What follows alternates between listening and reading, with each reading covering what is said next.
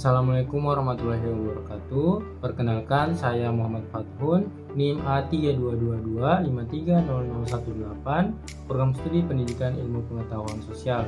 Video ini dibuat untuk memenuhi tugas mata kuliah Nilai, Moral, dan Perilaku Sosial, yang membahas tentang interaksi sosial sebagai dasar perilaku sosial, teori-teori perilaku sosial, dan juga faktor-faktor yang mempengaruhi perilaku sosial.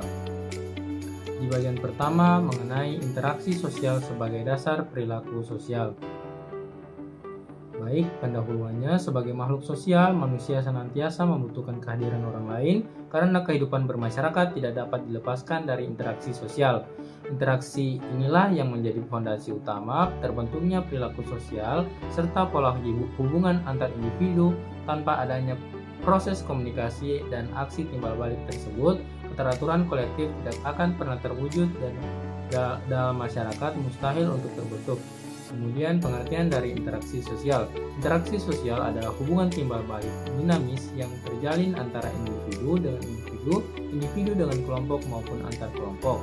Hubungan ini terjadi karena satu pihak memberikan aksi dan pihak lain memberikan reaksi, sehingga terciptanya komunikasi yang menjadi penggerak utama dalam kehidupan bermasyarakat. Syarat terjadinya interaksi sosial. Ada yang pertama, ada kontak sosial dan juga terjadi komunikasi. Dalam kontak sosial ada hubungan awal antar individu atau kelompok. Kontak tidak langsung melalui perantara, melalui telepon, pesan, ataupun media sosial. Kemudian kontak langsung terjadi secara tatap muka seperti berjabat tangan ataupun berbicara langsung. Kemudian di komunikasi adalah proses penyampaian pesan dari satu pihak ke pihak yang lain sehingga terjadi pemahaman. Komunikasi dapat dilakukan secara verbal, yaitu berupa kata-kata, lisan, atau tulisan. Kemudian yang kedua ada non-verbal, berupa gerak tubuh, ekspresi wajah, dan juga simbol. Faktor-faktor yang mempengaruhi interaksi sosial ada 5. Yang pertama ada imitasi, sugesti, identifikasi, simpati, dan juga empati. Bentuk-bentuk dari interaksi sosial asosiatif. Yang pertama ada kerjasama, yang kedua ada akomodasi, yang ketiga ada asimilasi, dan yang keempat ada akulturasi.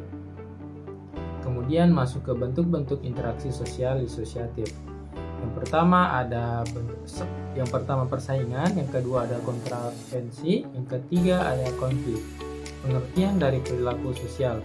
Perilaku sosial merupakan tindakan atau sikap seseorang saat berhubungan dengan orang lain yang terbentuk secara bertahap melalui proses interaksi sosial.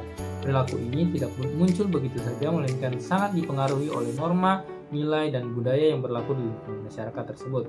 Singkatnya, cara kita bersikap adalah cerminan diri bagaimana kita belajar menyesuaikan diri dengan aturan kelompok di sekitar kita. Mengapa interaksi sosial menjadi dasar perilaku sosial?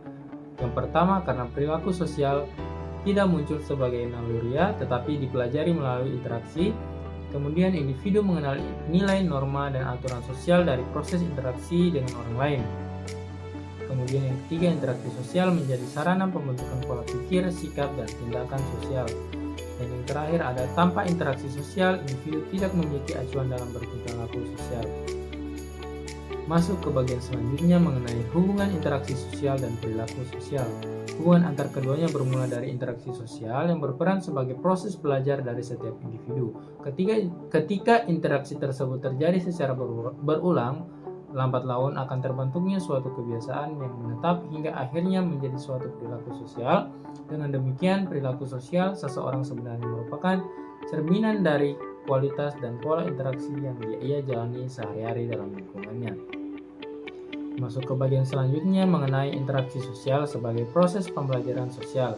Interaksi sosial memungkinkan terjadinya yang pertama peniruan atau imitasi, yang kedua ada penyesuaian diri, dan yang terakhir ada internalisasi nilai dan norma.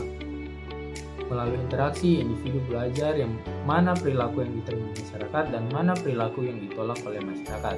Proses ini membentuk perilaku sosial yang sesuai dengan lingkungan. Interaksi sosial juga membentuk norma dan nilai sosial. Norma dan nilai sosial lahir dari kesepakatan hasil interaksi sosial. Individu memahami batasan perilaku melalui yang pertama teguran, penghargaan, dan sanksi sosial. Dengan demikian, interaksi sosial mengarahkan perilaku agar selaras dengan masyarakat. Interaksi sosial dan pembentukan identitas sosial. Identitas sosial terbentuk melalui pengakuan dan respon dari orang lain. Individu mengetahui peran sosialnya melalui interaksi sebagai mahasiswa atau sebagai anggota keluarga ataupun sebagai anggota masyarakat. Peran sosial tersebut menentukan pola perilaku sosial individu. Interaksi sosial sebagai pengontrol perilaku sosial.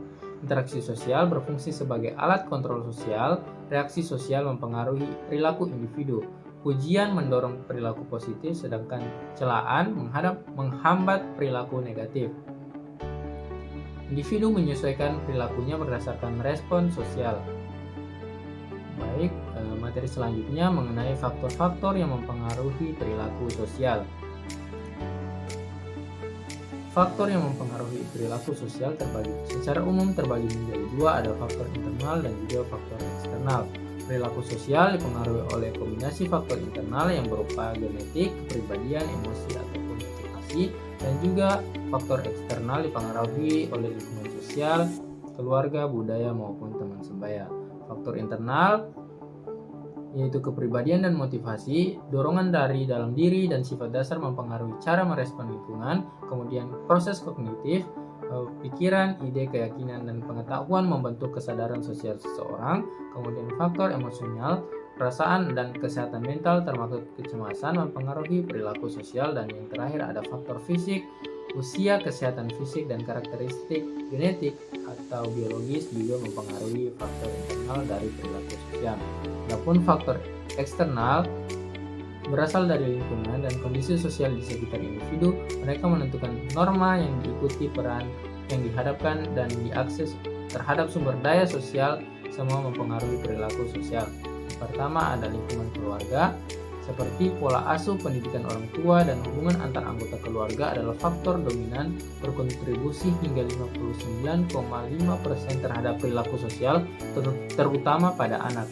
Kemudian yang kedua ada lingkungan sekolah. Interaksi dengan kelompok seumuran sangat mempengaruhi perilaku sosial, terutama pada masa remaja. Kemudian yang ketiga ada lingkungan masyarakat, lingkungan tempat tinggal, pedesaan atau perkotaan, nilai kolektif, tradisi, dan media dapat mempengaruhi perilaku sosial. Kemudian pengaruh lingkungan keluarga. Keluarga adalah agen sosial. Pertama, pola asuh otoriter, permisif, demokratis mempengaruhi rasa percaya diri, kontrol diri, dan cara menyelesaikan konflik. Hubungan hangat antar anggota mendorong perilaku prososial. Konflik berkepanjangan dapat menghasilkan perilaku defensif atau menutup diri. Kemudian pada pola asuh di lingkungan keluarga dapat memberikan batasan, perhatian, dan contoh perilaku sehari-hari dalam membentuk norma yang baik. Kemudian hubungan keluarga seperti komunikasi, hubungan memperkuat empati, konflik yang dikelola buruk meningkatkan kecemasan emosional dalam lingkungan keluarga. Kemudian ada nilai dan norma. Nilai yang ditanamkan sejak dini menjadi landasan etika dan pilihan sosial pada anak. Kemudian pada pengaruh lingkungan sekolah memperkenalkan aturan norma dan norma kelompok sebaya. Interaksi dengan guru dan teman mempengaruhi sikap terhadap otoritas, kemampuan kerjasama, dan identitas sosial. Kegiatan ekstrakurikuler dapat memberi ruang pengembangan keterampilan sosial, sementara budaya sekolah dapat membentuk perilaku siswa sehari-hari. Biasanya di lingkungan sekolah ada kegiatan sekolah melatih kepemimpinan, kerja tim, dan tanggung jawab sosial. Kemudian juga ada interaksi guru. Umpan balik dari guru mempengaruhi motivasi dan kepercayaan diri sosial siswa, dan juga pengaruh teman sebaya. Tekanan atau dukungan teman sebaya mengarahkan norma perilaku sehari-hari pada siswa. Kemudian pengaruh dari lingkungan masyarakat. Masyarakat menentukan nilai kolektif, aturan sosial, dan ekspektasi peran teman sebaya, tokoh masyarakat, serta media massa dan media sosial mempercepat penyebaran norma yang baik, positif maupun negatif. Media sosial juga dapat memperkuat stereotip atau memberikan ruang bagi gerakan sosial yang membentuk perilaku kelompok. Kemudian ada juga faktor budaya. Budaya meliputi adat istiadat, tradisi, kebiasaan, serta sistem kepercayaan yang memberi makna pada perilaku. Budaya menentukan apa yang dianggap sopan, patut, atau tabu. dalam konteks multikultural, siswa perlu memahami keberagaman budaya untuk mengurangi konflik dan membentuk perilaku sosial yang inklusif. Kemudian masuk ke bagian materi selanjutnya mengenai teori-teori perilaku sosial. Yang pertama ada teori pertukaran sosial, dan tokoh utama dari yang membawa teori ini adalah George Homans.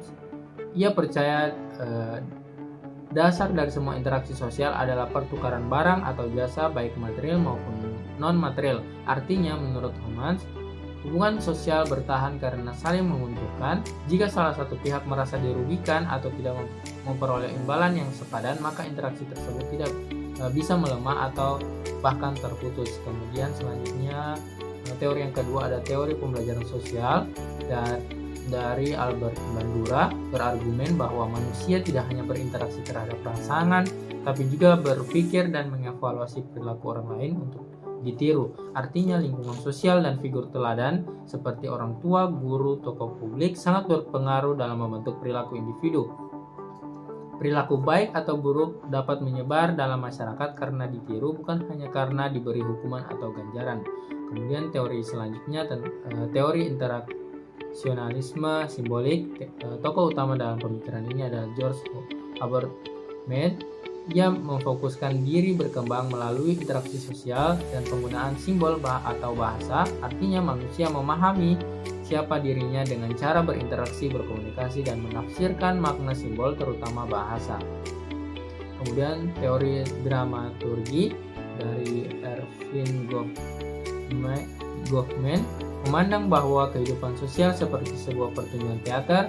Dalam interaksi sehari-hari, individu berperan sebagai aktor yang berusaha mengatur kesan agar orang lain melihat dirinya sesuai dengan apa yang diinginkan. Artinya, identitas diri bersifat situasional dan fleksibel. Seseorang bisa menampilkan versi diri yang berbeda tergantung siapa audiensnya dan di mana panggungnya. Baik, sekian saja materi yang dapat saya sampaikan. Saya akhiri. Wassalamualaikum warahmatullahi wabarakatuh.